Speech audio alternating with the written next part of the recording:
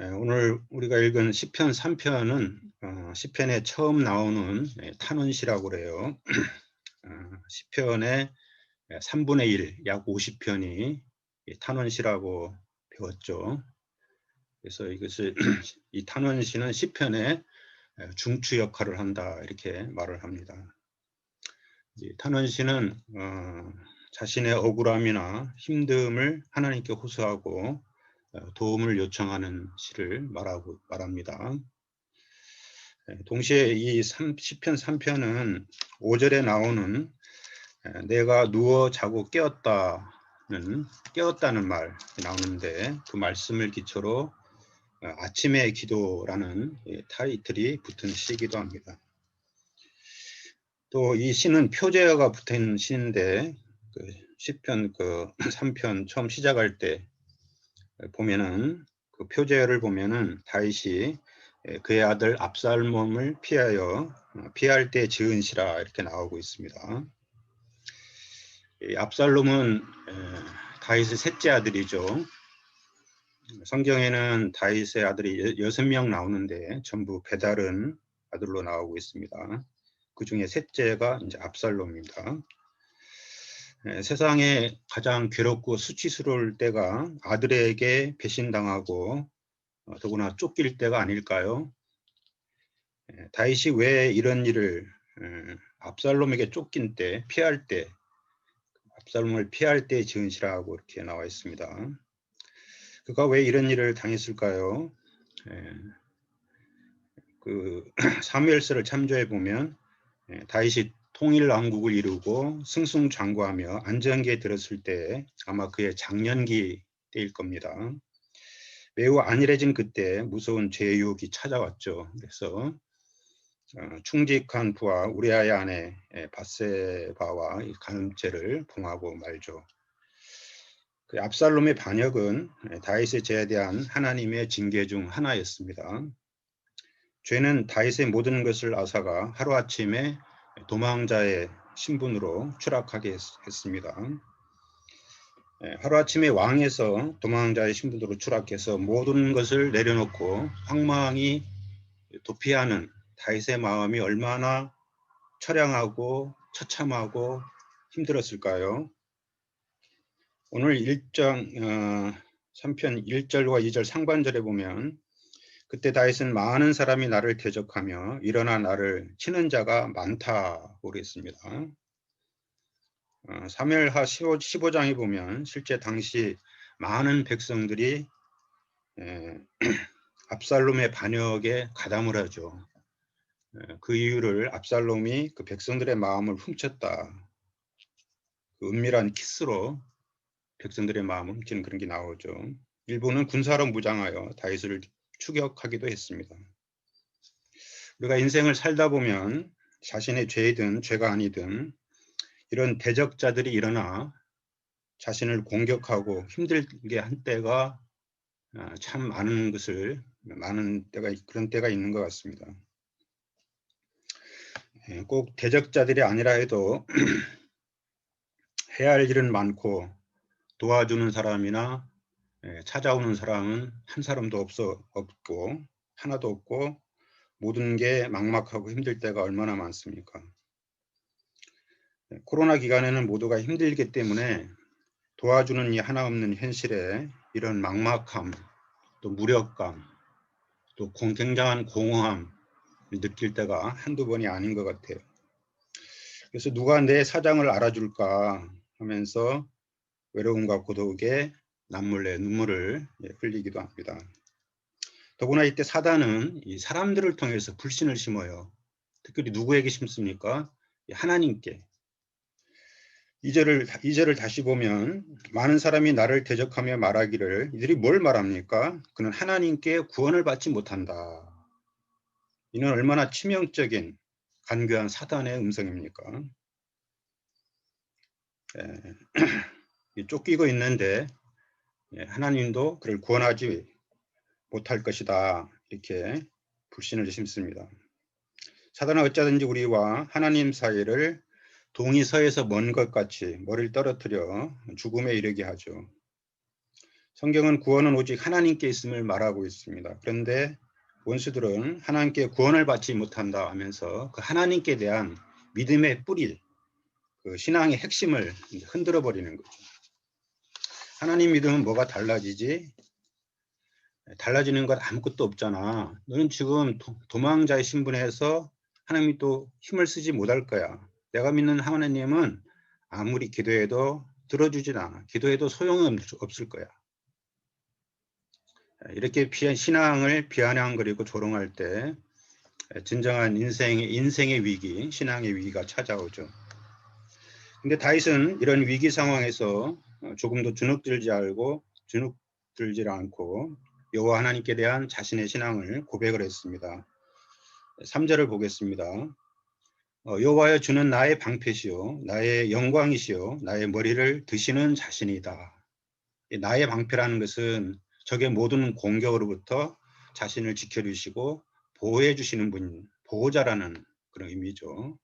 또 나의 머리를 드시는 자라는 것은 자신의 신분을 회복시켜서 영광스럽게 하시는 분이라는 뜻입니다. 그러니까 보호자, 회복자 그런 의미로서 하나님을 붙잡고 믿음의 고백을 하고 있어요. 다윗은 대적들이 하나님께 대한 빈정거림과 조롱에도 불구하고 힘찬 신앙 고백으로 응수를 했습니다. 그가 죄의 징계의 아픔 속에서도 이처럼 하나님께 대한 깊은 신앙 고백을 한 것은 참으로 놀라운 믿음으로 다가옵니다. 이는 참된 믿음은 징계 중에도 또 불행 중에도 하나님을 붙잡고 신앙을 고백하며 여전한 신뢰와 사랑을 보여주는 것임을 말해줍니다. 이런 신뢰와 사랑은 기도로 나타났습니다. 4절을 보겠습니다. 내가 나의 목소리로 여호와께 부르짖으니 그의 성산에서 응답하시는도다. 여기서 부르짖을 때 하나님께서 응답하셨다 이렇게 나옵니다. 부르짖다 응답하시다는 모두 시제가 미완료로 나오는데 의미는 그 반복적이고 습관적인 행동을 말하기 때문에 현재형으로 해석이 가능해요. NIV 성경에 보면 이게 현재형으로 나와 있습니다. 그러니까 다윗은 수많은 전쟁을 치른 장군이죠. 소년 시절에는 소년으로서 거인 골리앗에 도전해서 때려눕힌 적도 있었습니다.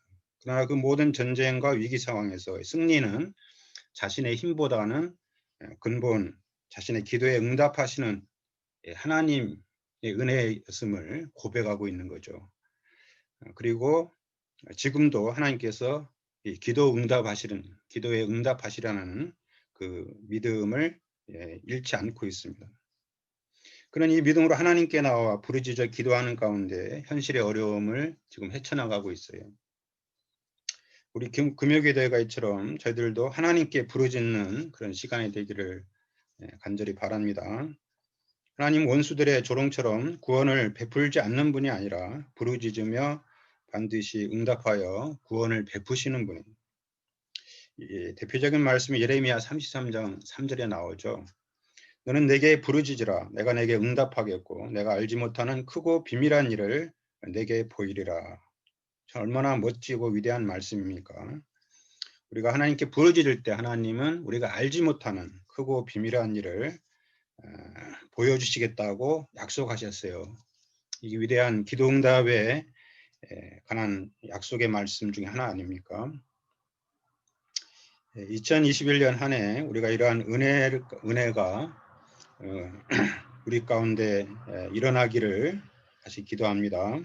이 기도응답에 대한 확신을 덧입고 다시 열렬히 기도해서 하나님의 크고 비밀한 일을 모두 다 약속으로 받고 또 성취되는 그런 한 해가 되기를 간절히 바랍니다. 이거 그렇게 다윗이 이렇게 하나님께 열심히 기도했을 때 그의 기도 응답이 어떻게 나타납니까? 5절을 보겠습니다. 내가 누워 자고 깨었으니 여호와께서 나를 붙드심이로다 이렇게 고백합니다. 내가 누워 자고 깨었다. 이는 여호와께서 나를 붙드심이로다 이렇게 말씀합니다. 이건 정말 놀라운 말씀 아닙니까? 지금 다윗의 상황이 어떻습니까? 수많은 적군에 둘러싸여 있고 또 아들에게 쫓기고 있는 상황이에요. 언제 적들이 들이닥쳐서 자신의 목숨을 앗아갈지도 모르는 아주 긴박하고 긴장된 그런 때 아닙니까? 그래서 보통 사람이면 불안과 초조, 또 두려움과 배신감, 이 분노로 잠을 이룰 수가 없을 것입니다. 또한 하나님과 자신에게 불신을 심는 말들, 조롱거리며 비아냥거리는 말들, 대적과 비방하는 말을 계속 들으면 어떻게 되죠? 그런 말들이 우리 마음에 메아리 치면서 또 이제 트라우마가 생기게 되죠. 그래서 가슴이 벌렁거려 가지고 잠을 잘 잘 수가 없습니다. 계속 불신의 말을 해대고 주위에는 원수들이, 대적들이 가득해요. 근데 어떻게 평안히 잡니까? 근데 다윗은 뭐라고 그러죠? 적군 사이에서 내가 누워 자고 깨었다, 이렇게 말을 해요. 그냥 평안한 일상적인 삶을 살았다는 것입니다.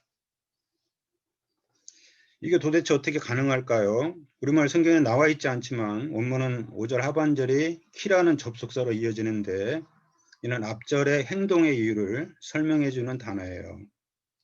그러니까 다윗이 전쟁 중에도 쫓기는 와중에도 평안히 누워 자고 깰 수 있었던 것은 이는 여호와께서 나를 붙드셨기 때문이다, 이렇게 말하고 있습니다. 하나님의 붙드심은 4절의 기도응답의 결과이기도 하죠.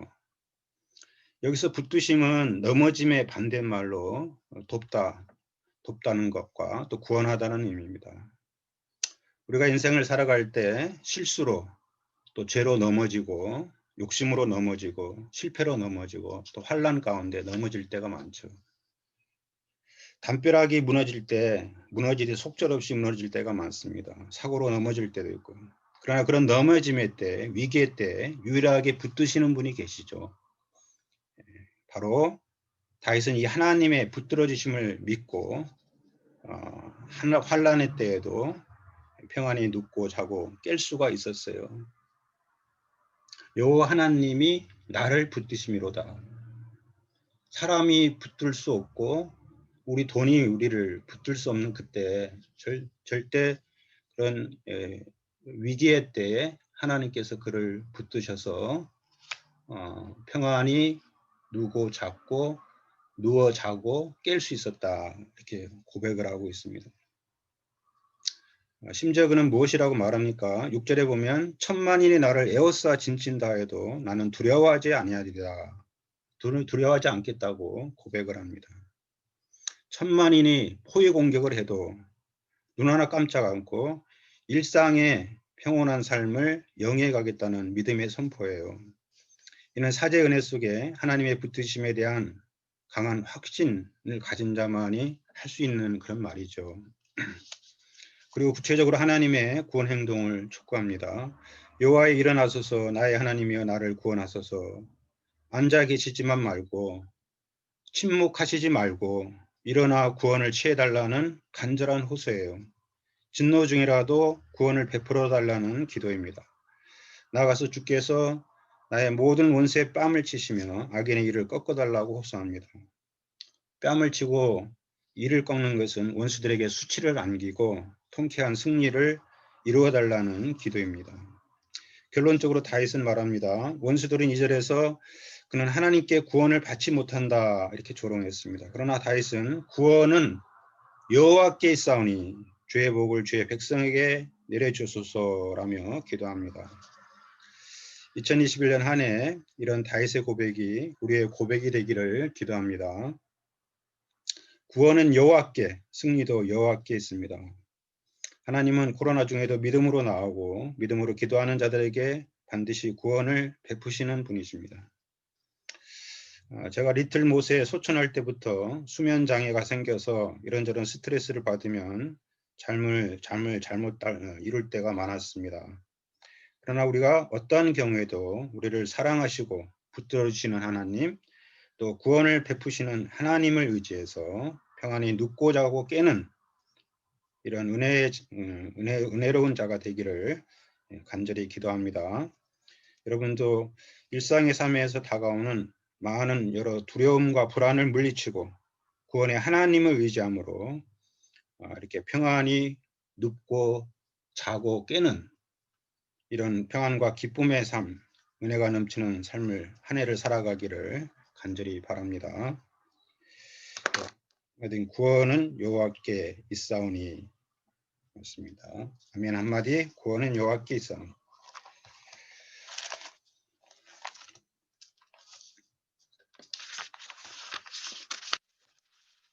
찬송가 364장 같이 불러보겠습니다.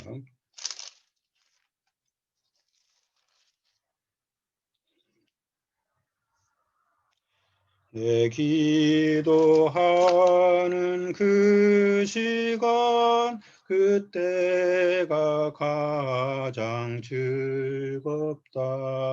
이 세상 근심 걱정에 얽매인 나를 부르사 내 진정 소원 주 앞에 낱낱이 바로 아래여 큰 불행 당해 슬플 때 나 위로 받게 하시네.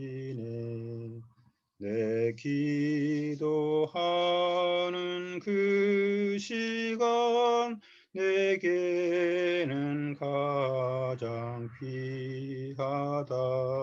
저 광야 같은 세상을 끝없이 방황하면서 위태한 길로 나갈 때 주께서 나를 이끌어 그 보좌 앞에 나아가 그 은혜 받게 하시네. 내 기도하는 그 시간 그때가 가장 즐겁다. 이때껏 지은 큰 죄로 내 마음 심히 아파도 참마음으로 뉘우쳐 숨김없이